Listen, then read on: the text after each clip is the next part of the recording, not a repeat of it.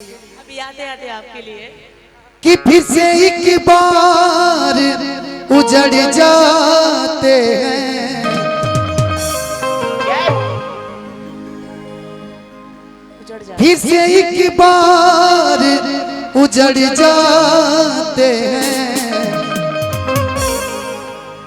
चलते रहे इश्क में पड़ जाते हैं। हमें ने परतानी कौन चीज मैंने तीन को के संभारतानी।